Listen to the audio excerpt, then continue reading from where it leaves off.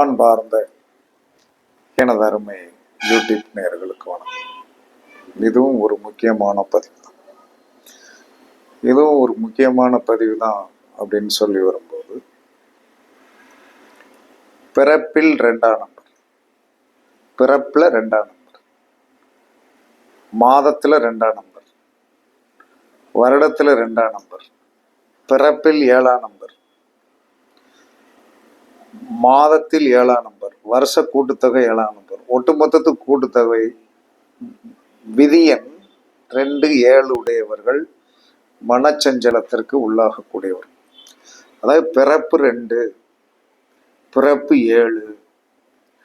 எப்ப ஒரு பிறந்த தேதி, பிறந்த மாதம், பிறந்த வருஷம், பிறந்த வருட, இந்த 3ஐயும் கூட்டி வரக்கூடிய டேட்ல 2ஆம் நம்பர் வந்து விட்டது என்று சொன்னால் 20ஆம் நம்பர், 20, 29 இந்த மாதிரி நம்பர்கள் வந்து விட்டது என்று சொன்னால், ஒட்டுமொத்த ஒரு மனிதனுடைய பிறப்பில் கேதுவுடைய நம்பரோ சந்திரனுடைய நம்பர் வந்தது என்று சொன்னால் அவர்கள் சஞ்சலமான மனோநிலையில் எப்பயுமே இருப்பாங்க. இதை அவங்க இயற்கையுடைய கர்மா. அப்ப இயற்கையுடைய கர்மா இப்படி இருக்கு அப்படின்னு சொல்லி வரும்போது, எனக்கு தெரிஞ்ச ஒரு நண்பருடைய விதி என்னுடைய கூட்டுத்தொகை 29. விதி என்னுடைய கூட்டுத்தொகை 29. அப்ப 29 அப்படின்னு சொல்லி வரும்போது அவர் எந்த ஒரு விஷயத்தையும் ரொம்ப இன்ட்ரெஸ்டா கேட்பார். அடுத்த செகண்ட் அவருக்கு வேலை செய்யணும், அடுத்த செகண்ட் அவருக்கு வேலை செய்யணும். வேலை செய்யலைன்னு நினைச்சா அப்படியே ஜெர்க்காய் போயிடுவார். அவருக்கு எத்தனையோ விஷயங்களை என்ன சொன்னான்னா, நான் ரொம்ப நெருங்கிய நண்பர், ரொம்ப ஆத்மார்த்தமான நண்பராக இருந்தாலும் அவர் கடைசியில என்ன சொன்னான்னா, கடைசி வரைக்கும் நம்மளிடம் பயணத்தில் தொடர்ந்து வரமாட்டார். பார்க்கும்போது ரொம்ப என்ன சொன்னா, பால் வடிகின்ற ஒரு ஆதிபத்தியத்துலதான் பேசுவார். பால் வடிகின்ற முகம் மாதிரி அண்ணன்னு பேசுவார். ஏன்னா அவர் 29. இதே மாதிரி 7ஆம் நம்பர் கூட்டுத்தொகை வருகின்றவர்கள் தனிமை விரும்பி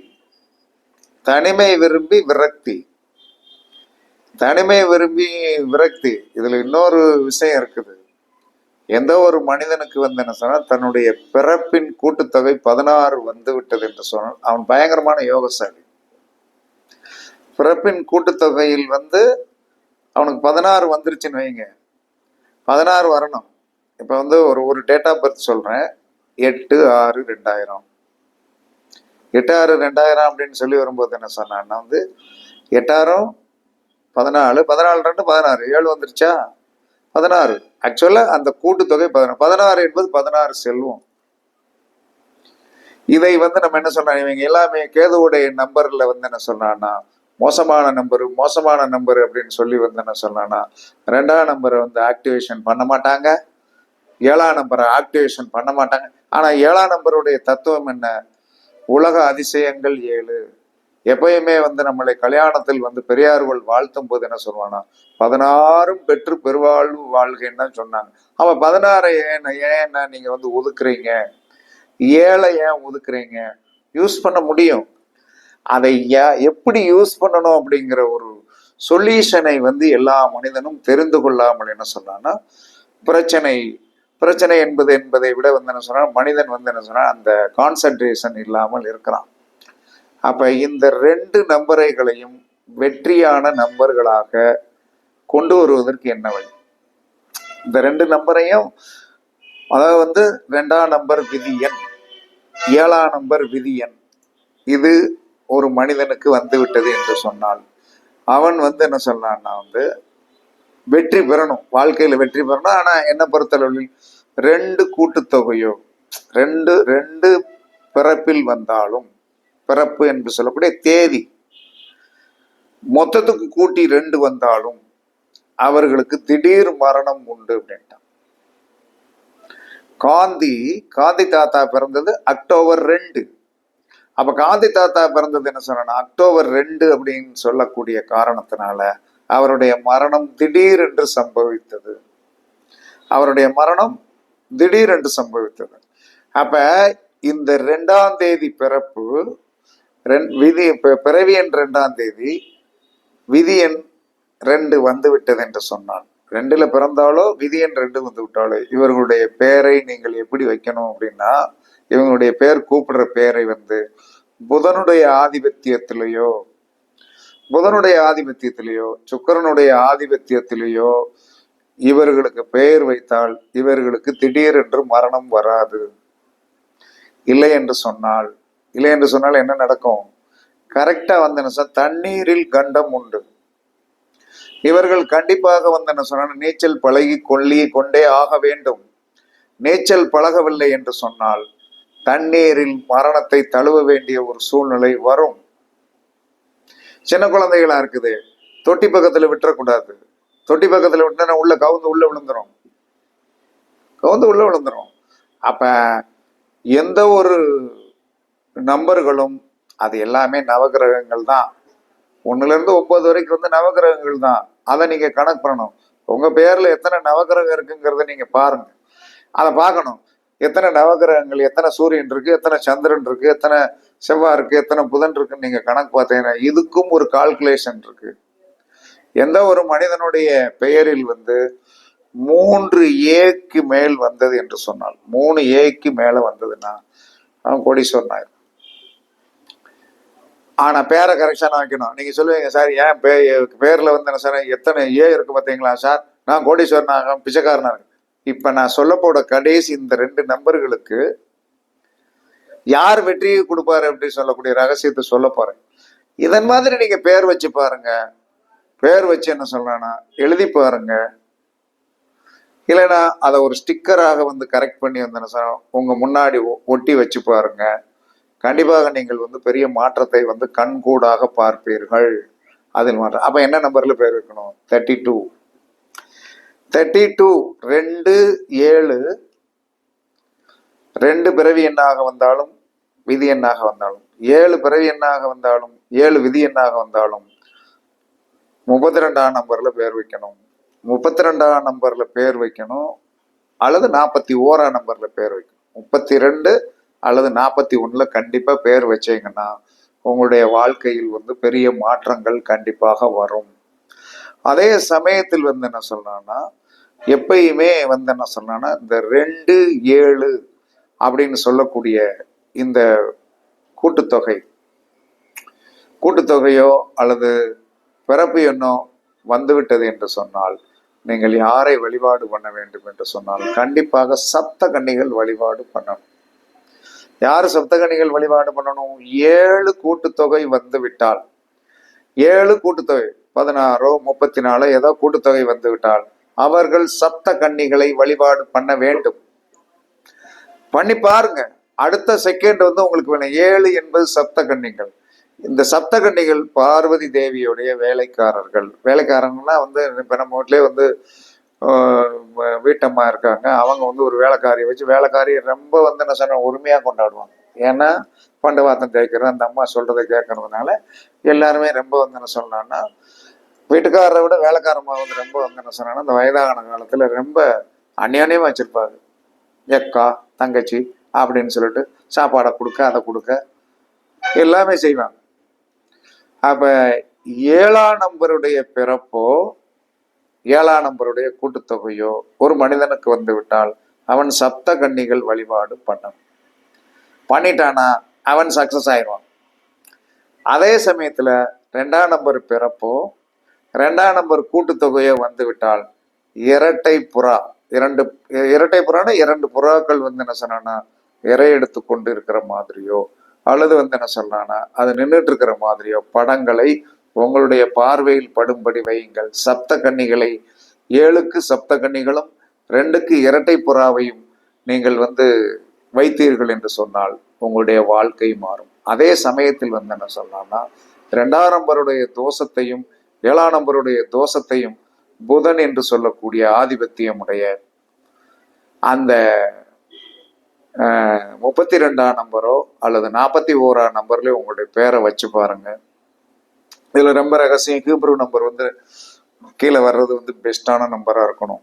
அதே இந்த புதனுடைய நம்பராக வர்ற மாதிரி அரே பண்ணணும். ஏன்னா அதெல்லாம் கொஞ்சம் மண்டை ரொம்ப வந்து வேலை செஞ்சு பண்ண வேண்டிய வேலையில் இப்படி வைத்தால் எல்லோருமே இயற்கையாக உங்களுக்கு வந்து என்ன சொன்னா விதியை நீங்கள் மதியால் மாற்றக்கூடிய இந்த தத்துவ அர்த்தத்தை நீங்கள் எல்லாரும் தெரிஞ்சு கொள்ளுங்க. ஏன்னா இதைத்தான் ரொம்ப கிரிட்டிக்கலாக நேமராஜில இருந்து ரொம்ப கிரிட்டிக்கலாக பேசக்கூடியது 2-7 தான்.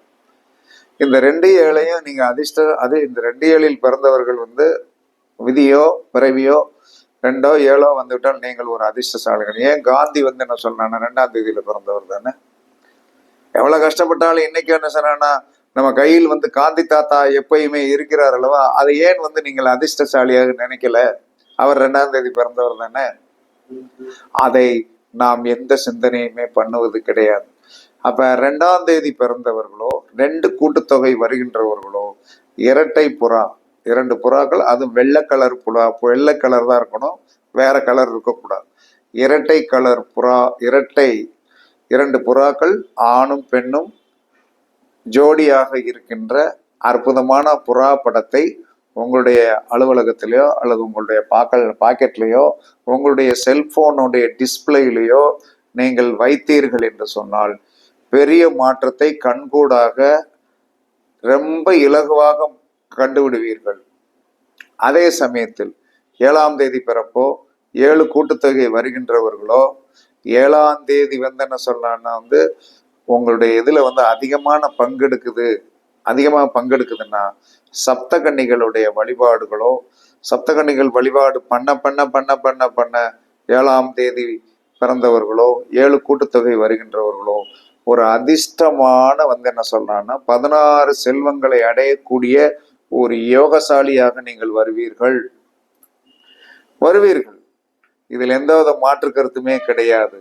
அதனால் இந்த 2ஆம் தேதி 7ஆம் தேதி போய் பிறந்தவர்களுக்கு எப்பயுமே தண்ணீரில் கண்டம் உண்டு. எப்பயுமே சாப்பிடும்போது தண்ணீரை பக்கத்தில் வைத்துக் கொள்ளுங்கள். இந்த 2-7 2 பிறவியன் 2 கூட்டுத்தொகை, 7 பிறவியன் 7 கூட்டுத்தொகை வருகின்றவர்கள் எப்பயுமே தண்ணீர் பாட்டில் பக்கத்தில் இருக்கணும். தண்ணீர் பாட்டில் பக்கத்தில் இருக்கணும். அப்ப தண்ணீர் பாட்டில் பக்கத்துல இருந்துட்டு அடிக்கடி வந்து என்ன சொல்றான்னா அந்த தண்ணீரை வந்து கொஞ்சம் குடிக்க அந்த தோஷங்கள் போகும். இந்த 2-7 கூட்டுத்தொகையில் பிறந்தவர்கள் நீங்கள் செய்ய வேண்டிய ஒரு நற்காரியம் மாமிசம் சாப்பிடக்கூடாது. ஏன்னா உங்களுடைய புதனை வச்சுதான் உங்களுடைய காரியத்தை வெற்றி பண்ண வேண்டியிருக்கு. புதன் என்று சொன்னால் பெருமாள். அப்ப புதன் என்று சொல்லக்கூடிய பெருமாளுடைய ஆதிபத்தியத்தில் நீங்கள் பெயரை வைக்கும் போது நீங்கள் பெரிய மாற்றத்திற்கு உண்டான அமைப்புக்கு போவீர்கள். பெருமாள் வழிபாடு என்ன சொல்லலாம்னா இந்த 2ஆம் தேதி 2 கூட்டுத்தொகை, 7ஆம் தேதி 7 கூட்டுத்தொகை வருகின்றவர்கள் பெருமாள் வழிபாடு பண்ண பெருமாள் வழிபாடு பண்ண பெரிய யோகம் கிடைக்கும். எப்பயுமே கேதுவுடன் புதன் சேர்ந்தால் மணிமகுட யோகம். கேதுவுடன் புதன் சேர்ந்தால் மணிமகுட யோகத்தை அவன் அனுபவிப்பான். சந்திரனோடு புதன் சேர்ந்தால் சங்கம யோகத்தை அனுபவிப்பான். இதெல்லாம் வந்து என்ன சொன்னா நேமாரலிஜத்திற்கும் நம்ம ஜோதிடத்திற்கும் ஒரு சில பொருத்தங்களை வந்து நீங்கள் பொருத்தி பார்த்தீர்கள் என்று சொன்னால் அது அப்பட்டமாக 100% வேலை செய்யும். எல்லாமே தனித்தனி, அது நேமாரஜல் தனி, ஜோதிடம் தனி அப்படிங்கிறது கிடையாது. எல்லாமே வந்து என்ன சொல்லலாம்னா ஒன்றுதான், ஒவ்வொருத்தரும் பயன்படுத்துகின்றவர் தான். எல்லாத்தையுமே ஒரு சேர்ந்து மிங்கிள் பண்ணி நீங்கள் பார்த்தீர்கள் என்று சொன்னால் நீங்கள் ஒரு பெரிய வெற்றியாளர்களாக சமூகத்தில் வளரும் பெற முடியும். விதியை மாற்ற முடியாது, ஆனால் நம்ம பேரை மாத்திக்கிடலாம்ல. நம்ம பேருடைய நம்பர் என்னங்கிறது நம்ம வச்சுக்கிறதான இஷ்டம். நம்மளை யாரு வந்து சொன்னாங்க இதை மாற்றாதே அதை மாற்றாதே அப்படின்னு சொல்ல முடியாது. நீங்கள் மாற்றி நீங்கள் ரசித்தீர்கள் என்று சொன்னால் அந்த இதை வந்து நீங்கள் அனுபவத்தால் கண்டிப்பாக வெற்றி பெறுவீர்கள். அதனால் 2ஆம் தேதி பிறப்பு, அதாவது 2-11 அப்படி எடுத்துக்கிடுங்க. 2 அப்படிங்கிறது 2-11 அந்த 29 பிறப்பு, 2-11-29 பிறப்பும் 7 16, 25 பிறப்பு உள்ளவர்களும், கூட்டுத்தொகை 2 வருகின்றவர்களும், கூட்டுத்தொகை 7 வருகின்றவர்களும் நீங்கள் தயவு செய்து பெயரை புதனுடைய ஆதிபத்தியமாகிய 32 அல்லது 41 பேரை அரேஞ்ச் பண்ணி வைங்க. அதை விட அட்வான்ஸா போகணும். கொஞ்சம் ஹீப்ரு பிரமிடில் மேல இருக்கிற நம்பருக்கு சப்போர்ட்டிவ் நம்பர் அதே புதனுடைய நம்பர் வந்தாலும் நீங்கள் யோகசாலிகளாக மாறுவீர்கள். பயன்படுத்தி பாருங்கள். இதெல்லாம் ஜோதிடத்திற்கு அப்பாற்பட்டு நேமராஜனும் சோதிடமும் சேர்ந்த ஒரு ரகசியம். அப்ப சப்தகன்னிகள் வழிபாடு, இரட்டை புறா. இரட்டை புறா என்பது ஒரு வெற்றியான ஒரு அம்சம். அது வெள்ளை கலர் புறா தான் வைக்கணும்.